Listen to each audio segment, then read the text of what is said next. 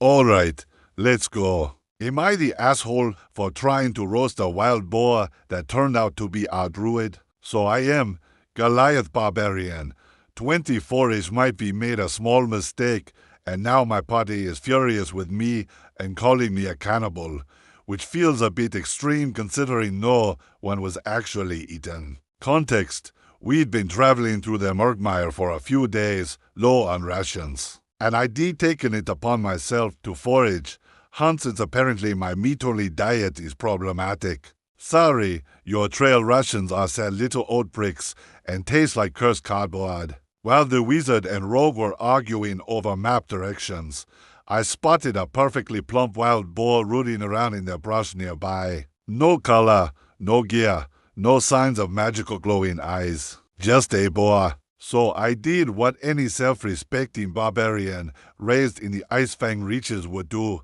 I raged, tackled it, and knocked it out cold with the flat of my great axe. I was halfway through cleaning it and prepping the fire spit when the boar suddenly untransforms into Thistle, our party's elven druid F, 120-something, who was apparently just scouting ahead in wild shape and communing with the land. Her words: she was furious and also very naked, which made yelling awkward.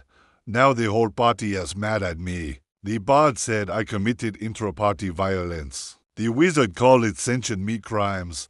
The rogue just keeps laughing and calling me the druid butcher.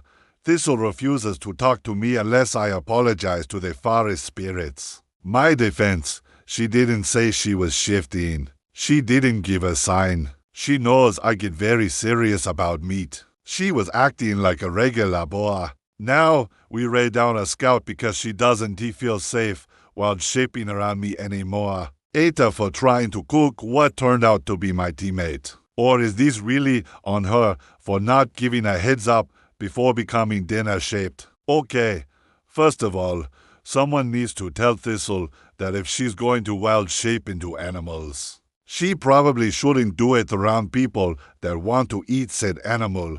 It is not complicated. Now, there are a lot of animals that druids can turn into, and some of them are incredibly rare. But the most common ones that they use their wild shape ability to turn into are usually animals that are commonly hunted by people. Bears, boars, wolves, deer, rabbits, foxes, badgers, etc.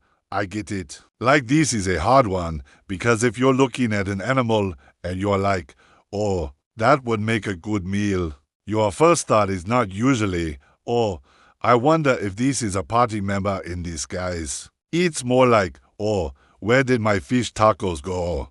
Now, on top of that, I know we have rules and guidelines and whatnot, but sometimes the game takes you by surprise, and there are some things that you just don't think about. For example, one time in a game that I was playing, one of the NPCs that was in our tavern was a kengu. And kengu are known for being incredibly bright, right? They're kind of stupid. And I remember saying, hey, if he's so stupid, how does he even survive? And one of the DMs that was running that game looked at me and said, well, he has survival instincts.